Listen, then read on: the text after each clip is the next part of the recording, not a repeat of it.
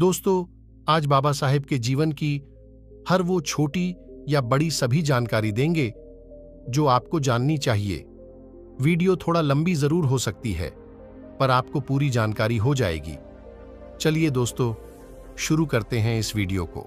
भारत को संविधान देने वाले महान नेता डॉक्टर भीमराव अंबेडकर का जन्म 14 अप्रैल 1891 को मध्य प्रदेश के एक छोटे से गांव में हुआ था। डॉक्टर भीमराव अंबेडकर के पिता का नाम रामजी मालोजी सकपाल और माता का भीमाबाई था। अपने माता पिता की 14वीं संतान के रूप में जन्मे डॉक्टर भीमराव अंबेडकर जन्मजात प्रतिभा संपन्न थे। भीमराव अंबेडकर का जन्म महार जाति में हुआ था, जिसे लोग अछूत और बेहद निचला वर्ग मानते थे। बचपन में भीमराव अंबेडकर के परिवार के साथ सामाजिक और आर्थिक रूप से गहरा भेदभाव किया जाता था। भीमराव अंबेडकर के बचपन का नाम रामजी सकपाल था। अंबेडकर के पूर्वज लंबे समय तक ब्रिटिश ईस्ट इंडिया कंपनी की सेना में कार्य करते थे और उनके पिता ब्रिटिश भारतीय सेना की मुंह छावनी में सेवा में थे। उन्होंने मराठी और अंग्रेजी में औपचारिक शिक्षा की डिग्री प्राप्त की थी। उन्होंने अपने बच्चों को स्कूल में पढ़ने और कड़ी मेहनत करने के लिए हमेशा प्रोत्साहित किया। रामजी आंबेडकर ने सन 1918 में पुनर्विवाह कर लिया और परिवार के साथ मुंबई चले आए। यहां doctor Bhimrao Ambedkar Elphinstone road पर स्थित गवर्नमेंट हाई स्कूल के पहले अछूत छात्र बने। पढ़ाई में अपने उत्कृष्ट प्रदर्शन के बावजूद छात्र भीमराव आंबेडकर लगातार अपने विरुद्ध हो रहे इस अलगाव और भेदभाव से व्यथित रहे। सन 1907 में मैट्रिक परीक्षा पास करने के बाद भीमराव आंबेडकर ने मुंबई विश्वविद्यालय में प्रवेश लिया और इस तरह वो भारतीय महाविद्यालय में प्रवेश लेने वाले पहले अस्पृश्य बन गए। मैट्रिक परीक्षा पास की उनकी इस बड़ी सफलता से उनके पूरे समाज में एक खुशी की लहर दौड़ गई, क्योंकि तब के समय में मैट्रिक परीक्षा पास होना बहुत बड़ी थी और अछूत का मैट्रिक परीक्षा पास होना तो आश्चर्यजनक एवं बहुत महत्वपूर्ण बड़ी बात थी। इसलिए मैट्रिक परीक्षा पास होने पर उनका एक सार्वजनिक समारोह में सम्मान किया गया। इसी समारोह में उनके एक शिक्षक कृष्णाजी अर्जुन केलुस्कर ने उन्हें अपनी लिखी हुई पुस्तक गौतम बुद्ध की जीवनी भेंट की। श्री केलुस्कर एक मराठा जाति के विद्वान थे। इस बुद्ध चरित्र को पढ़कर पहली बार भीमराव बुद्ध की शिक्षाओं से ज्ञान लेकर बुद्ध से बहुत प्रभावी हुए। 31 जनवरी 1920 को एक साप्ताहिक अखबार मूक नायक शुरू किया। 1924 में बाबा साहेब ने दलितों को समाज में अन्य वर्गों के बराबर स्थान दिलाने के लिए बहिष्कृत हितकारिणी सभा की स्थापना की।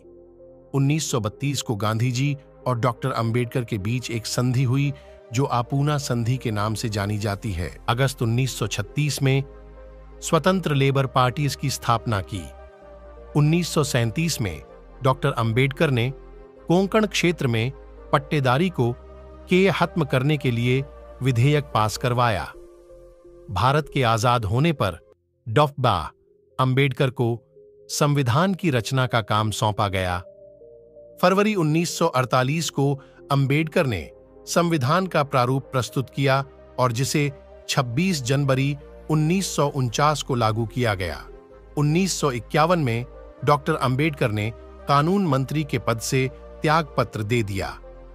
हिंदी सहित सभी क्षेत्रीय भाषाओं में डॉक्टर B.R. अंबेडकर के कामों के व्याख्यान को उपलब्ध करा रहे हैं। डॉक्टर अंबेडकर के जीवन के मिशन के साथ ही विभिन्न सम्मेलनों, कार्यशालाओं, प्रदर्शनियों, व्याख्यान, सेमिनार, संगोष्ठी और मेलों का आयोजन।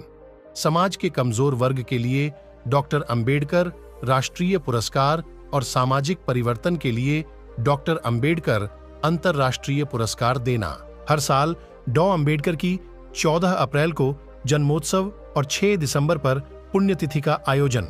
अनुसूचित जाति अनुसूचित जनजाति के मेधावी छात्रों के बीच में पुरस्कार वितरित करने के लिए डॉ. अंबेडकर नेशनल मेरिट अवार्ड योजनाएं शुरू करना। हिंदी भाषा में सामाजिक न्याय संदेश की एक मासिक पत्रिका का प्रकाशन। अनुसूचित जाति से संबंधित हिंसा के पीड़ितों के लिए डॉ. अंबेडकर राष्ट्रीय राहत देना। अंबेडकर की प्रमुख किताब में से एक Buddha of his Dhamma, the untouchables, the problem of रूपी अछूत कौन थे और अन्य किताबें थीं। अंबेडकर के विचार आप सभी को अपनाने चाहिए। उन्होंने कहा, जीवन लंबा होने की बजाय महान होना चाहिए। पति पत्नी के बीच का संबंध घनिष्ठ मित्रों के संबंध के समान होना चाहिए। हिंदू धर्म में विवेक, कारण और स्वतंत्र सोच के विकास के लिए कोई गुंजाइश नहीं है। मैं किसी समुदाय की प्रगति महिलाओं ने जो प्रगति हासिल की है उससे मापता हूं। एक सफल क्रांति के लिए सिर्फ असंतोष का होना पर्याप्त नहीं है। जिसकी आवश्यकता है न्याय एवं राजनीतिक और सामाजिक अधिकारों में गहरी आस्था। लोग और उनके धर्म सामाजिक मानकों द्वारा सामाजिक नैतिकता के आधार पर परखे जाने चाहिए। अगर धर्म को लोगों के भले के लिए आवश्यक मान लिया जाएगा तो और किसी मानक का मतलब नहीं होगा। हमारे पास ये स्वतंत्रता इसलिए है ताकि हम अपने सामाजिक व्यवस्था जो असमानता, भेदभाव और अन्य चीजों से भरी जो हमारे मौलिक अधिकारों से टकराव में है को सुधार सकें। सभी लोगों को बाबा साहेब के जीवन की छोटी या बड़ी जानकारी चाहिए तो हमारे परिवार यानी चैनल का हिस्सा जरूर बने। धन्यवाद।